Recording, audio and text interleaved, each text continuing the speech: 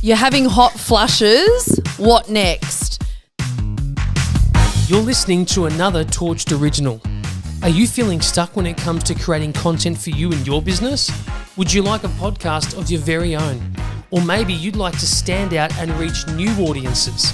Head to gettorched.com. That's GETTORCHT.com today, and we look forward to helping you on your content creation journey. And now, enjoy the show. The person sitting with me today, really admire her journey. It's been an interesting journey along the way. And the aim of today's show is not to bore you with all the technical details of hot flashes or flushes or whatever they're called, or perimenopausal symptoms, but to try and break it down and give some sort of interesting, practical ways that we can not obviously stop them, but help them feel better. So welcome to Nat Draper.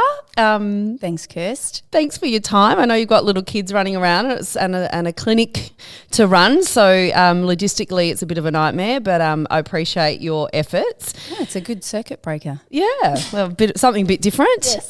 So talk us through how your journey, basically. Okay, it is a long one, and I never used to be one of those people that would have a long journey. I thought I was quite easy and simple, but No, you've always been a bit nuts. Yeah.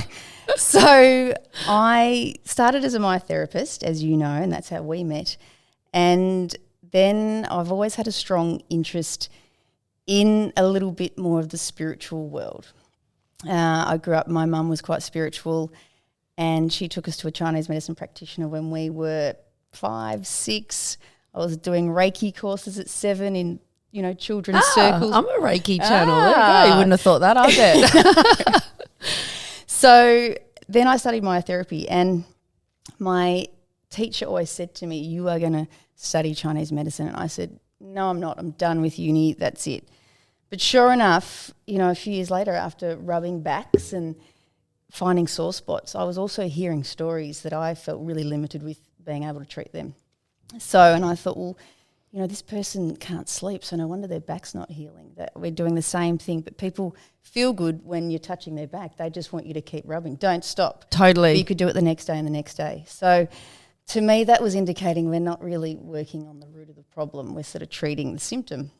So I'd hear about insomnia, digestion issues, perimenopause, divorce, breakup, all these things that were causing side effects and pain, more the point.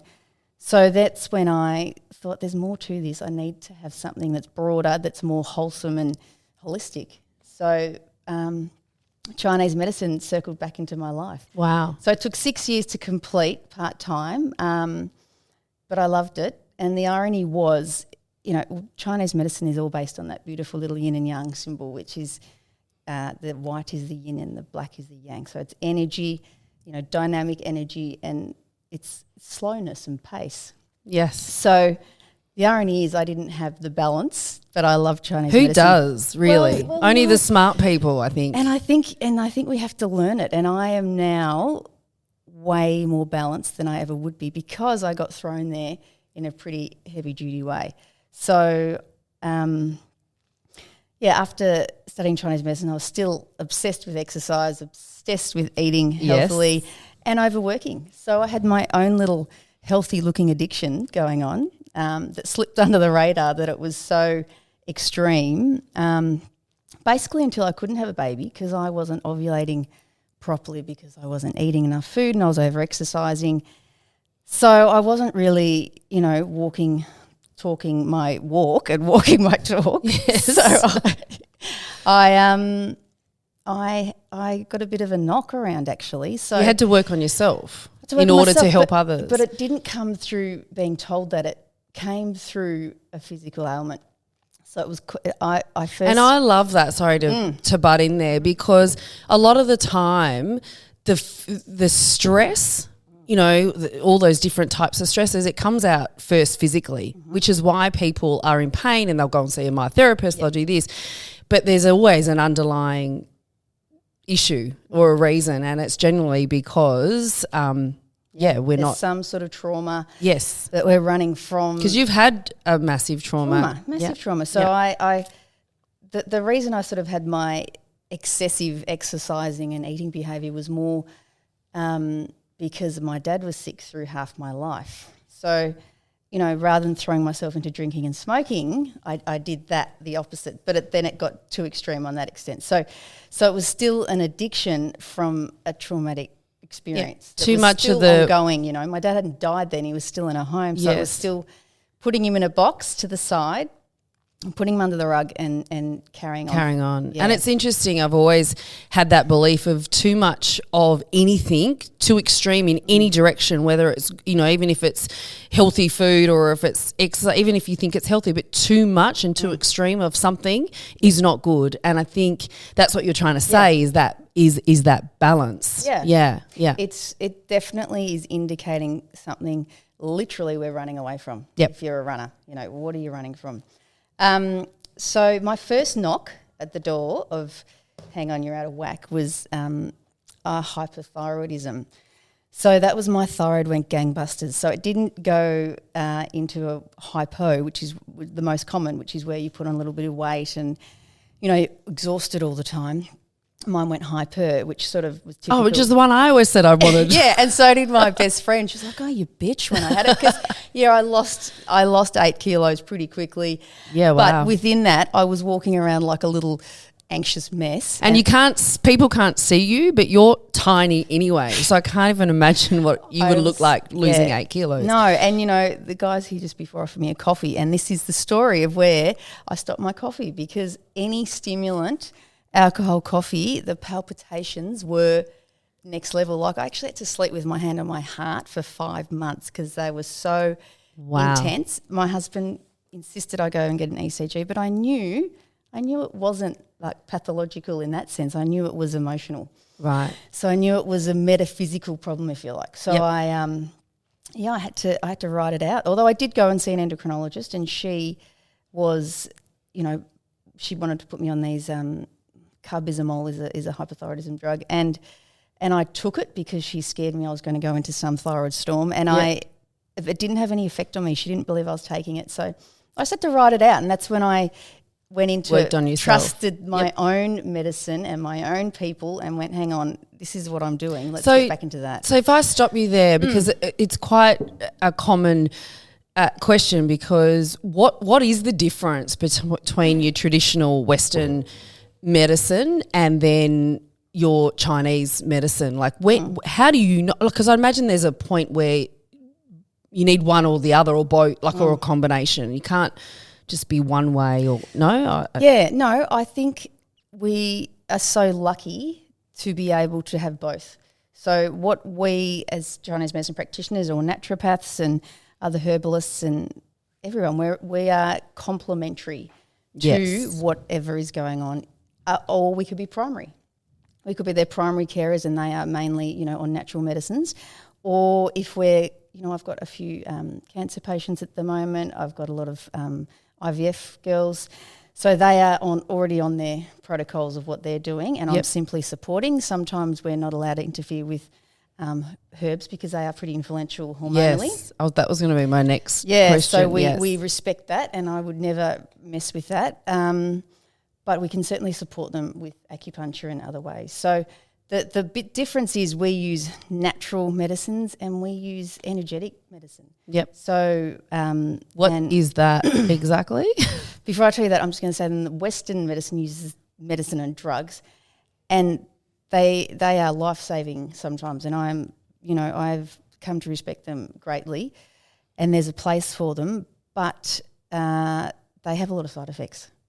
So side effects is the biggest thing, and I saw someone's T-shirt the other day, and it says, I'm on a beta block, I think it was a Pariet for heartburn, and then that's for my heartburn, but I have to take this drug because of the side effect of Pariet. And Yeah. then I take this drug because of the side effect of that. So, So ultimately true. You they're hear on that? 7 drugs. You can shake them and they'll rattle. Yeah. Yes. So, but they, some people need that, but we also try and encourage people, hey, we can support you in this sense, and you might be able to wean off that slowly. Okay.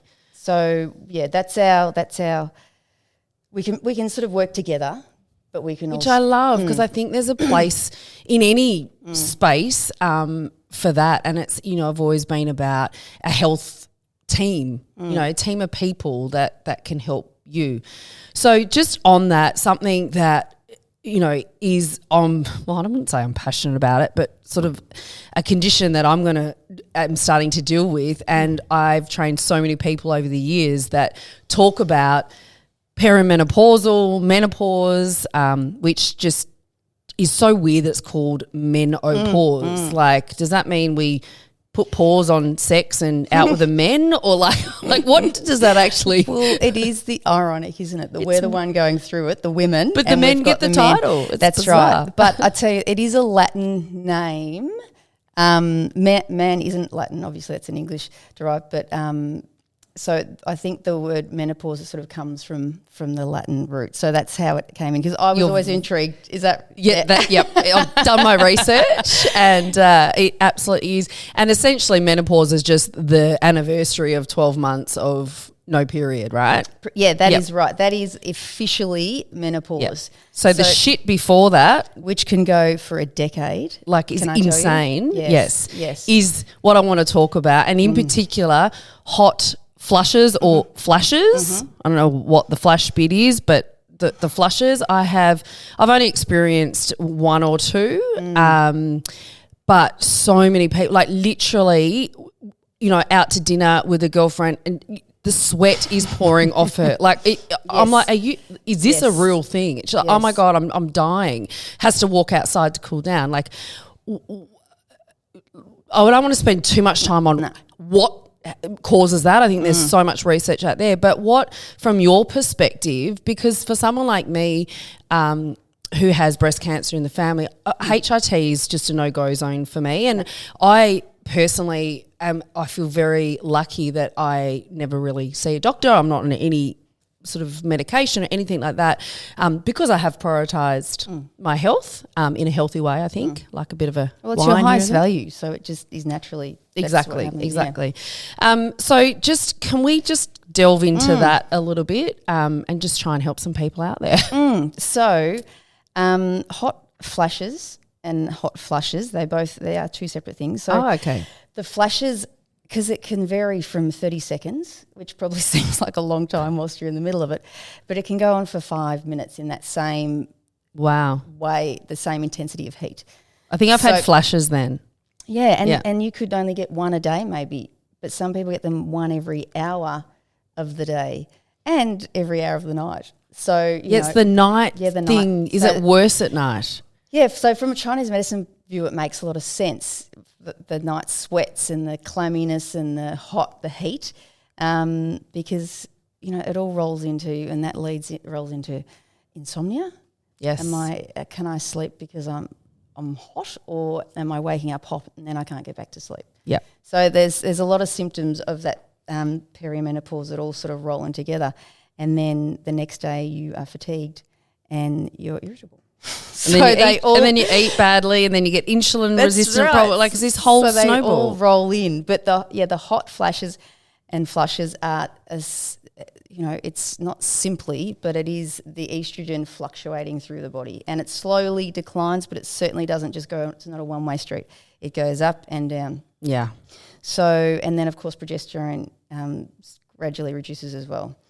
So yes, definitely there are other ways of managing it without HRT, that is for sure. With those hormone fluctuations, is that where progesterone can cause really heavy bleeding? Yeah. So you get that as well as the estrogens declining? Yes. Is that because the balance is out? Well, yeah, if you did some blood tests, they would be really either estrogen would be really high and progesterone quite low, or they both could be low. Right. So, heavy periods, delayed periods, spotting between periods, that is... Jeez, we get it all, don't we? all of it. And, flooding and trickling, there's even names for it. So oh, God. That particular hot flushes is one of the most severe, I think, for some people and debilitating. But there are things we can do about that. Yes, that's what – give it to us. So as we said before, it can last up to 10 years, the perimenopausal. For some women, they can start in their late 30s. Others, it's early 40s, and others, it doesn't start till 50s. And it often is sort of passed on through the gene pool of when your mother experienced it. And I ask some patients that who do have mum here, and it's a sort of a taboo topic. They don't talk about those sorts Do you know of what? things. Perimenopause, menopause, no one talks about it. It's so bizarre because every single woman in the world goes through it. Yep. But no one really understands it or wants to talk about it, and they just put up with it. And I just a bit embarrassed, deny it. Yeah. Well, and we had this conversation just before. You do feel like you're it. Yes, you're done. Yeah. That's it. Yeah. Another stage of life cross. I'm no good anymore. I've got wrinkle. I look older. I feel older. My joint pain, because that's another thing. Like all of that, and you hear it all the time, and it's a real depression type thing, as opposed to let's be empowered. Like, yes, we're moving on to another stage of life. Our kids are nearly through school. We're going to go and take on the world. But instead, it's far out. I'm old, man. Yeah, that is one lens that people do look through. But I think because it's also crescendoing with women who are high profile, corporate, the stress is on. There might be elderly parents around. There might be young kids. So there's external stresses are really great. And then add in like a hormonal sort of volcano inside. My son says, which personality is this, Mum? Is it Angry Patricia? Or like he's given me names for my mood swings. It's quite funny. Yeah, but that's the thing. I think if you can educate your family around you as well and say, hey, listen, this is what I'm experiencing. So when I do, just don't, know that this is all that's happening. It's short term, and I might not be able to, I might feel out of control. Don't poke the bear when Mum's literally. cross. Because when you're younger, if you're lucky, you might get a chat about puberty, going through puberty, and it's a few years, and it's a bit daunting when you first hear about it. What, I'm gonna bleed? I've done one bleed for a month. No, now you're going to bleed every month for the rest of your life. That is when it's very overwhelming as a 12, 13, 14-year-old to hear that. But you manage, and the symptoms, there's no other symptoms attached to it. But no one prepares you for the decade or so at the other end of life. Well, the mid-stage of life, not the other end. Yeah, and say, hey, this is what's going to happen. I mean, no one gives you that chat. No. And like you said, no one talks about it. So it is a bit overwhelming for some people to step into it and think, what the hell's going on? And that's when they would go straight to the doctor, and the doctor would say, hey, try this, here's some HRT. Before even suggesting something as simple as some things that can help is like removing stimulants from your day. Example, if you heat up easily, then take out anything that's stimulating and produces heat. So like chili. Exactly. Yeah. Coffee, alcohol. Mm-hmm. Some people drink out wine as soon as they have one glass, you see their red sort of face. So that happens to me every now and again. Yeah. Not all the time. And I just think, maybe it's the wine, but I always drink the same wine. I'm a bit of a snob that way. So I think, well, it can't affect me one. Can't be the preservatives in Yeah. there. Yeah. So I think, maybe. Well, but it's internally warming. And it's internally satisfying, that one glass of wine, because it's sort of like, free flowing of energy. I'm so relaxed now, like, it's the end of the week. Great. So there's benefits in some ways of having a bit of alcohol. We're certainly not saying you can't, but if night sweats are one of your, or day heat is one of your main concerning symptoms, take out the stimulants. Chili, smoking, obviously, being a bit on the heavier side is harder work to move her around. So, losing a few kilograms is also very helpful. Yep. And coffee and chili, as we said. Chili is the main food that does stimulate it. So something that's warm as well, like a ginger, is definitely not stimulating in a bad way. It's more harmonising in our digestive system. Right. So, when you have ginger, if you're feeling sick, yes, that sort of stuff. Yep. So elimination is far more powerful than adding on $600 worth of supplements. Or taking HRT can be some pretty hectic side effects from that. Totally. And I find it interesting that with the history that I have of the breast cancer, that they strongly recommend not to take HRT, which straight away gives you red flags. Well, if it's not okay for me because I've got the genes there, well then why is it okay for someone else? So, not saying that by any means that you shouldn't take HRT if that's what's recommended, but at least open your eyes and explore other ways. Now, you were saying before the show, and I love this analogy, just thinking of, as I'm always big on mindset, and sometimes I think that, if you focus on the negative side of something, then it's just going to make everything worse. So you were telling us a story about the animal world and perimenopause, and I love this. So can you share that with us? That was the Orca Whale. So in the study, they actually, the Orca Whale was the only mammal they found, aside from us ladies, that went through perimenopause. So the female orcas that did go through perimenopause were they were leaders of the pod. So they were like wise women. They knew the feeding grounds, they knew the way of the tides, they knew navigation really well. So they were almost hailed upon, and the youngers just followed in their footsteps really. Which is essentially what we do, but for some reason we think it's such a negative thing. That's right. Yeah. Well, and another study they did show was the gorillas that are past their productive years, the females, they are sort of almost die in starvation because they're strung out to dry really, and they're sort of outcast from the rest of the pack, and that's devastating. That's really it is devastating. So we follow the gorilla part. They're like mama bear. They were once mama, now grandma, and off they go off to the side. You're no good. You're done. Piss off. Yeah. You've created. So then that's what. That's it. Your job's done. So we, even though we are more closely related to the gorillas, we don't have to feel that way. No. So there you go, people out there listening, going through menopause, you've got dry vaginas and you've got hot flushes and sore joints and frozen shoulders. It's okay. Yeah, insomnia, all those sorts of things. Yep. And one thing that I guess we talked about, diet is a really helpful way of working with hot flushes in particular. What I practice is Chinese medicine, acupuncture. And so what we are really awesome at doing is down-regulating a nervous system. Yeah, so love that. Yeah, if someone comes in pretty upbeat and, feeling really good, when they leave us, they sort of walk out like stoners because they're like, I don't know what's just happened.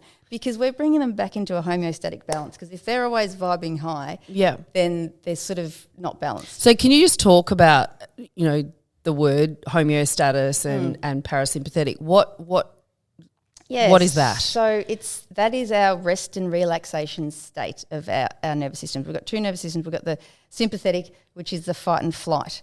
And that which most of us are walking around in. We don't even know we are, but constant nail picking, or I've got patients that pull their hair out, or there's so many little habits we have, which is all sort of signs that we're on.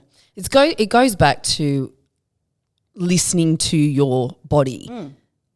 Like if you, and I know that we want to do another podcast on meditation stuff, but it is sitting in the moment and listening to your body. Like, how am I feeling? What am I doing, Matt? What can I do? So with what I was sort of explaining about acupuncture, we sort of work, how we work is on pattern differentiation with diagnosis. So Kirst sends me a patient and you say, Nat, she's perimenopausal, and I'm like, cool. That to me is a massive overview, but I've got sort of 6 categories I could put this person into. And the talk that we sort of say, it might be liver qi stagnation with yang rising and kidney insufficiency with deficient heat. So that is how I would describe a menopausal woman who was highly irritable, who had night sweats, potentially headaches, bloating, Like it sort of sums up. If you're a Chinese medicine practitioner, you go, okay, I know what points to do. I know what's going on. Yeah. So how does acupuncture work? We look at the tongue and take the pulse. So they're our main. Yeah. So I listen to your story and I hear all the symptoms and I start to devise, okay, I think I know what's going on. And then I'll have a look at your tongue. That's an atlas of your body. And then we take the pulse. So someone who's pretty highly strung has a very, we call it a wiry pulse. Someone who's cooked, deplete, on the adrenals, got nothing left, it's like you sort of can't even feel the pulse. It's so deep. Yeah, so right. that sort of gives us a bit of an indication as well. So with the acupuncture, there's a really cool study as well of a British journalist lady who was so intrigued and curious with acupuncture, and she went into a MRI pre-acupuncture session and post. So they, the sort of thermal lighting they see in MRIs and that sort of stuff, and she was on, fight and flight, she was on, and then after acupuncture, I think they retained the needles for about 25 minutes or more. And then they did a follow-up MRI and she was totally in blissed out rest and relaxation state. So they had been able to sort of work from someone who was hectic to just being, what has happened? And how long does that stoner feeling last for? Yes, well, that is why it can last up until, for some people, if they get triggered outside the door, they might not be as highly triggered, like in terms of, oh God, there's a parking inspector, I've got to run, right? That's me. Or they might, usually people say, oh my God, I slept so amazing that night. Right. So that's a sign, okay, we're on the right track. Yep. But there's another 6 days of 24 hours between I see them next. Sometimes we see people twice a week. Yeah. It's up to people what they can afford and what we sort of think is they're going to get their best results. But it can last as long as, I always feel people who are working on themselves at home, they're going to get more benefit. And that's it's when like I'm anything. You've got to commit. Yeah, the herbs are great when we send someone home with herbs, so they're also, Do people actually take them? Yes, because I don't give out the sticks and stones. I give out more granules, which is like, I always describe it as an instant coffee powder. Yep.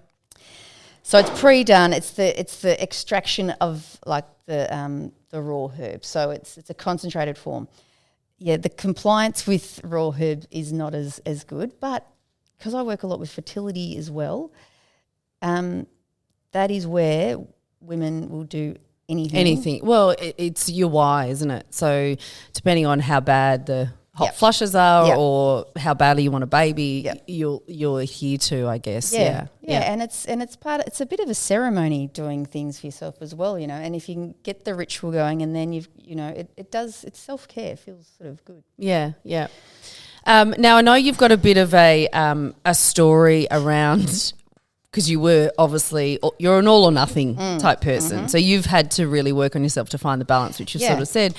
So what was the defining moment for you to realise there's a time and a place for both traditional Chinese medicine but also Western medicine? Was there a moment in time that… Yeah, there was. I was in a psychiatric room with a lady, not in a ward, I was at a psychiatrist for my 5th session, and her looking at me saying, you're in so much… I had a lot of pelvic pain, like so badly, like to be quite descriptive, it was like shards of glass up the vagina. Oh my God. Hectic nerve pain that was just… shouldn't have happened, and it wasn't directly related to childbirth because it happened 10 months after childbirth, but there was trauma in my life. I was being stalked by a neighbour. Oh God. A lady. Oh my God, you're so dramatic. I love it. I know. I'm meant to be just… I thought I was just cruising, but anyway. So I had a pretty hectic birth with Pip. It was rough. She was posterior, but it wasn't… a lot of women have that birth, so and carry on. But I think that was a weaker link for me then, so that's where my pain sort of set in. So being a naturalist, I went to every Chinese medicine practitioner. Alongside, though, I went to Urogynys, all these other people, and they were like, the Western doctors, well, you might have this pain forever. So oh my God. To tell me that when I'm already on the tip of, losing it, that just takes away every bit of hope of life. I can't live with this.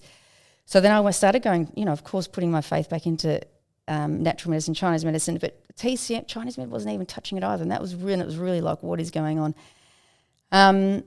And that's when I did end up seeing a psychiatrist, recommended through a psychologist, and she was a beautiful, beautiful woman, and she said to me, why, this is our 5th session, there's a drug right here that's going to help. Why? What is wrong with you? Like, why literally, would you not take it? Because I was so extreme in being so natural with everything I did.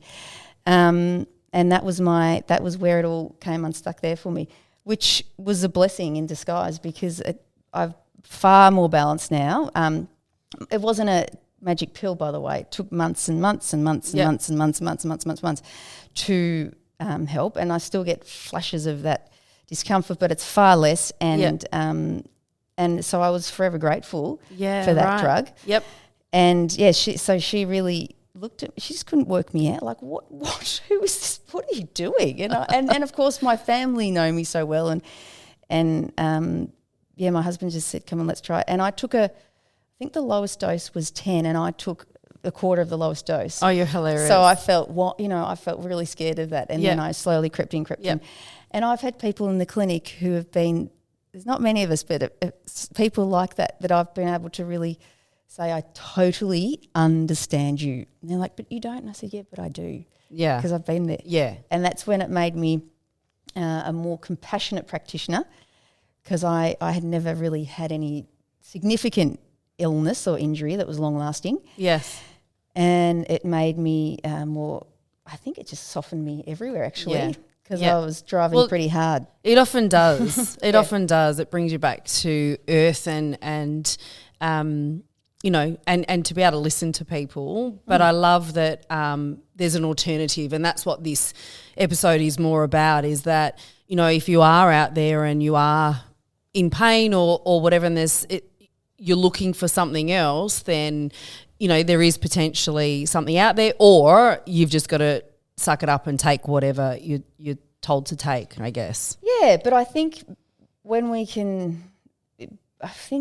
you look after yourself, you can feel a bit more empowered. So okay, I'm having a bit of a hot flush day. Well, maybe I won't have that second latte with my friend. Maybe I'll have a peppermint tea, because mint is cooling. So if we can start to use food as medicine. My next question was down that. Okay, so don't have anything hot. Start to sort of think, okay, well, it's just life now. It's not a bad thing. The chili margaritas are out. Maybe the chili coffee espresso things. Yeah, that's right. So if you're having a bit of a rough week, because it fluctuates, you've just got to go with it and go, okay, so maybe I'll just be more having a bath tonight, just a bit of down regulation, a bit of me time, get the nervous system down. Have some quiet time. Go and, sit and have a 2-minute breath work or something that you enjoy doing, walking in the bush, just something that's really grounding. I think whatever it is, it's just you time, which a lot of people do struggle with. But I think when you're at that point in your life, your kids are usually older. Yes. You don't have the toddler running around. No. So it is switching. And, there's been a couple of those moments, life moments you tick off, you go, oh my God, I'm at that point. I was invited to a wedding back in May, and I realised that I was invited by the parents. Yes. Check. Yes. Oh my God, I'm at that point where I'm not really the guest of the bride, I'm the guest of the parents. So tick that one off, and then obviously, a few hot flashes and things like that, tick it off. But it's changing your habits to you time. Yeah, and not making them wrong or sort of things that happen, like selfish. If you're a bit moody, though, I'm just thinking like moods-wise it can happen.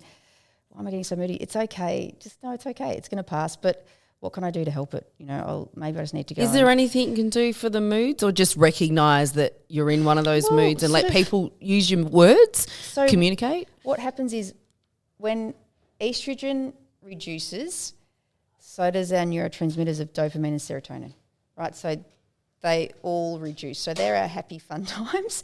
So, of course, cranky pants comes in. Yep. But when estrogen is on its rise again, we feel awesome and so empowered, and, we feel great again. But so they run parallel. So, no, it's not you. It actually is a physiological change in the body. So How do we increase serotonin and dopamine? Well, we might go for have a bit of exercise. A massage, because Yes, touching, that's hairdressers, right. why Yep. hairdressers, personal trainers, massage therapists Yep. always get everyone's story. Yes. You know who's sleeping with who. It's kind of Yes, a bit yes, creepy yes. because you're being touched and there's that trust and serotonin and Yeah. All the love oxytocin neurotransmitter as well. But yeah, so that mood can be frustrating for people, but there are ways to move our energy, and we call it liver chi. So the liver in Chinese medicine is our that regulates our emotion, chi being energy, and it's stagnant. So our emotional energy is stagnant.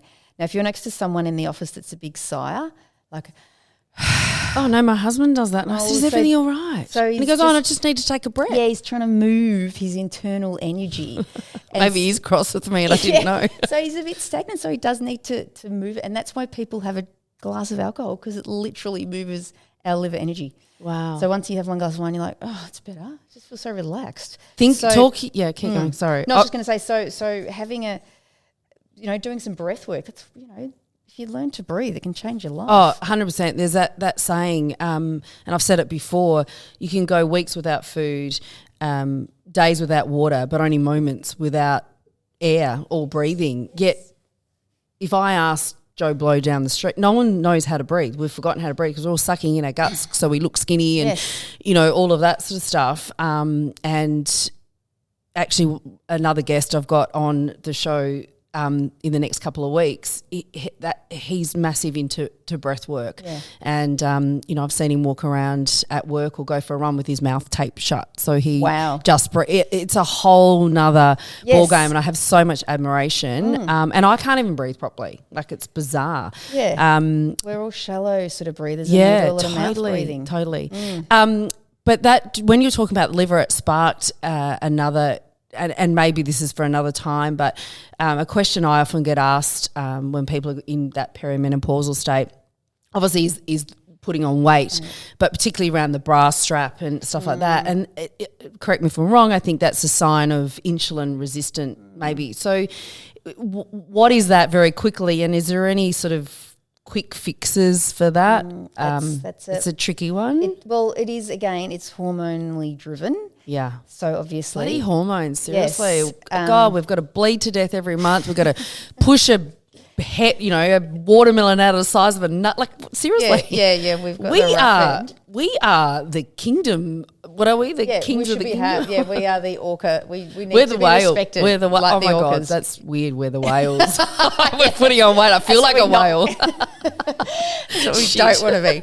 But that's really challenging. I know I have a lot of patients with the midriff sort of weight gain area, and that is typically the area it does reside with this stage of life. And it doesn't matter how much exercise you do, whether you're eating lettuce leaves, it doesn't shift. So it is a matter, again, if we can sort of help herbally with that sort of managing all those symptoms, getting the nervous system into a more functional level, they sort of all drop into place, some of those things. Just takes time, I think right? smashing yourself at the gym Oh. increases your cortisol if you're in that. And then that 100%. just it's almost solidifies this in, doesn't Seriously, it? that's Sets my it in. bread and butter, right? Is yep. get people, and nothing frustrates me more than, and it's actually quite dangerous. You look at executives, they're under high stress, they're sitting at the desk all day, wheeling and dealing, doing whatever they do, and then they go to and do a HIIT session after sitting on their butt for 10 hours,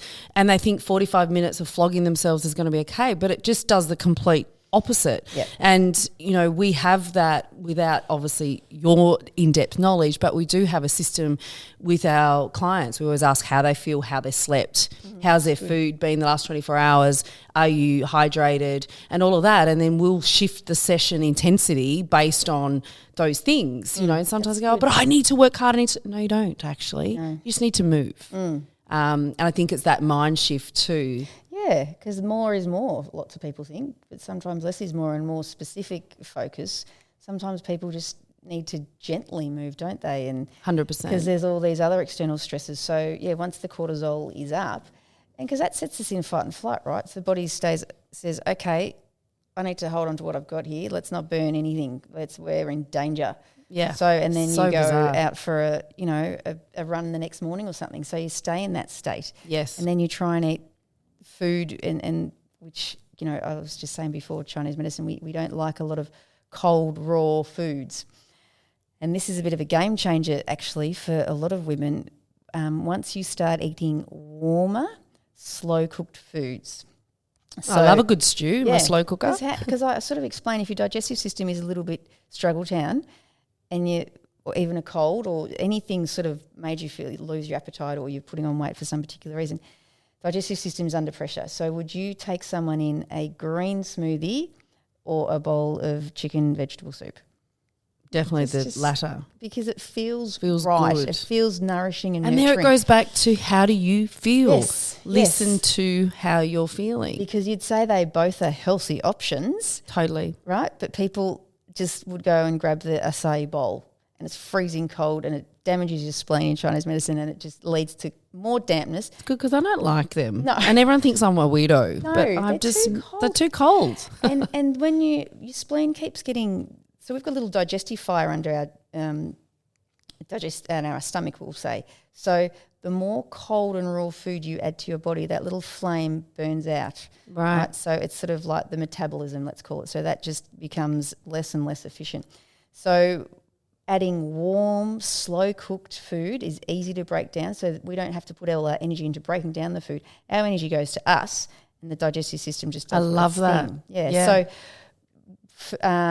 incorporating herbs and spices like we talked about, ginger, nutmeg, cinnamon. Cinnamon is the best blood sugar stabilizer herb, spice that would be, all going around. Yep. But adding all those things as food as medicine, so looking after yourself. But taking out the salads, especially we're in the middle of winter and people still order. I had salad last night because I was lazy. But if you can mix it up with like root vegetables, add cooked broccoli, add cooked roasted cauliflower, and then have most people have a protein or something with it. It's more balanced.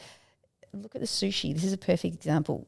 The raw fish is cold in its nature, but then they add wasabi and ginger, which in between, which is sort of the yin and the yang of eating. So you'll never see a salad in a Chinese restaurant.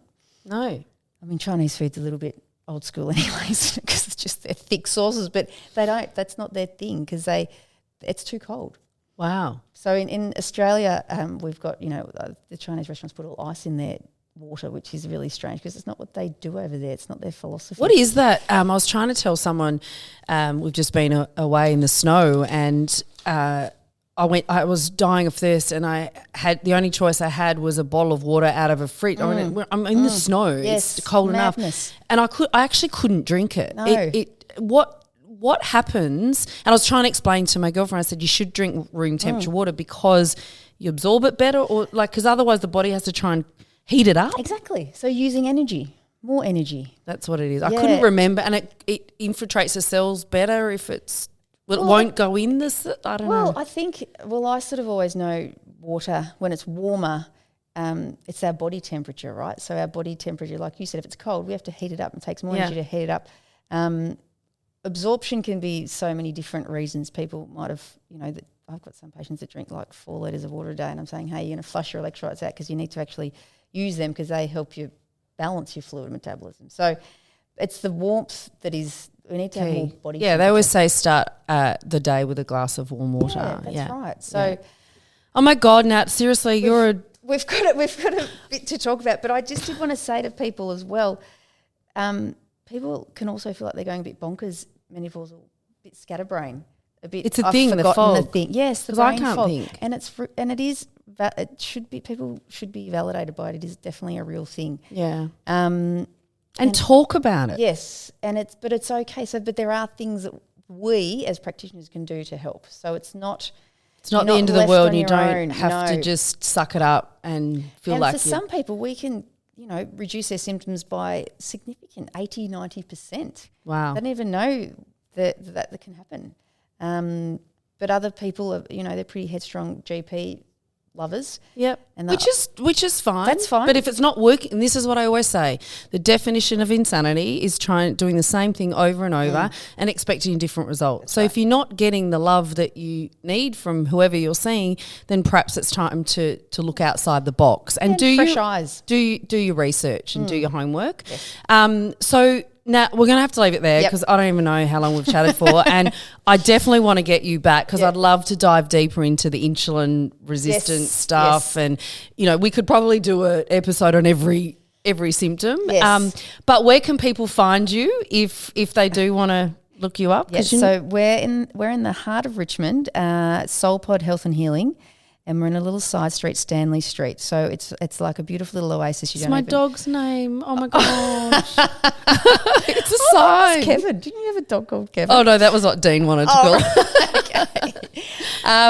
So, yeah, and we've got some really beautiful practitioners that work there as well. So, and it's a very peaceful space. So, it's a You've place. Inspired me. Maybe I need to pop over and say hi. Yes, come and check us out because it is a place where you can just switch off and feel safe. That's what most people say. So I feel really safe and just instantly relaxed. So I love it. And seriously, the energy that I'm getting from you feel quite calm. And I don't even know if we've talked on topic or where we've talked, but that's probably the best part about it. It's just an organic conversation. And I think the big message from this is that there is things to do. The hardest part for people is to actually make the switch and do it. But I think to know what to do.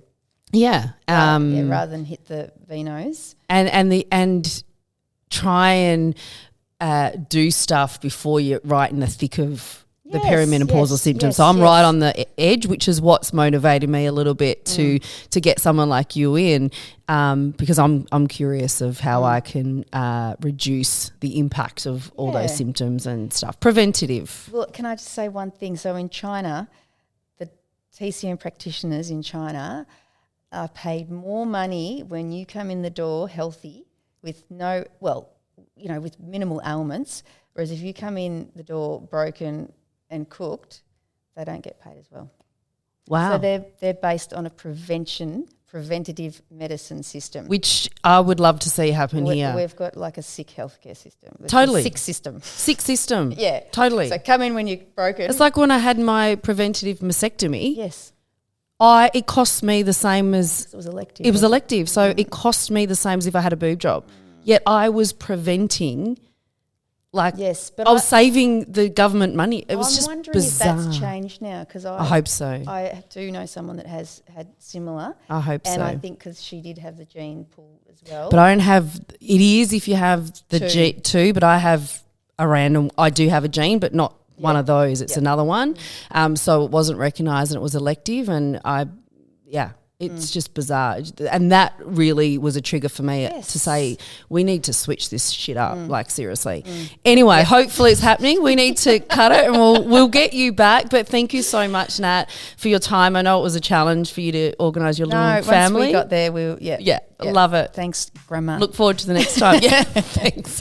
Thanks, Kirst. It's been fun. Okay, bye. Bye.